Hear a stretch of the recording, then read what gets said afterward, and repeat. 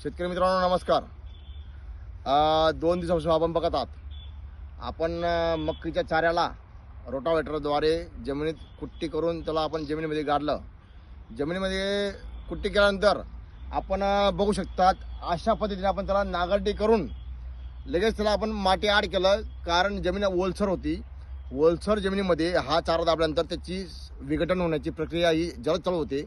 ओलसरपणामुळे मक्काचे चारा सडण्याची प्रक्रिया खूप जलद झाली। या माध्यमातून आता जमिनीचा ओलावा कमी होईल। जमिनीमध्ये जे बुरशीचं प्रमाण आहे ओलाव्यामुळे ते पण कुठेतरी नष्ट होईल आणि अशा माध्यमातून आपण आपल्या चाऱ्याचं खतात रूपांतर करण्याची प्रक्रिया आपण जलद पद्धतीने चालू केलेली आहे। तर अशा पद्धतीने आपण ही नांगरटी केली आहे। आपला पूर्ण क्षेत्रातला मक्काचा चारा रोटावेटरद्वारे कुट्टी करून आपण हा जमिनीमध्ये आपण त्याला बुजवून टाकला, जेणेकरून आपली सडण्याची प्रक्रिया लवकर चालू होईल।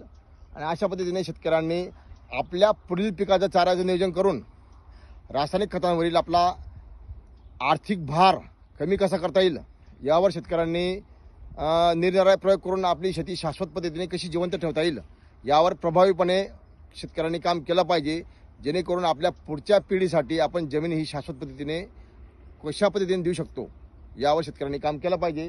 तर शेतकऱ्यांनी माझ्या भरपूर मला प्रतिक्रिया आल्या शेतकऱ्यांच्या की बुवा आम्ही तुमच्या पद्धतीने यावर्षी जमीन अशा पद्धतीने तयार करत आहोत। आता जस्ट मला लोणखिळून फोन आला होता, त्यांनी पण मला तर त्यांचा फोन आला की बुवा आम्ही आज रोटावेटर मारतोय म्हणे आणि नांगरटी करून हे अशा पद्धतीने करतोय। तर सगळ्या शेतकऱ्यांनी अशा पद्धतीची दखल घेऊन आपली जमीन सुदृढ सुपीक कशी करावी यावर काम केलं पाहिजे। धन्यवाद शेतकरी मित्रांनो।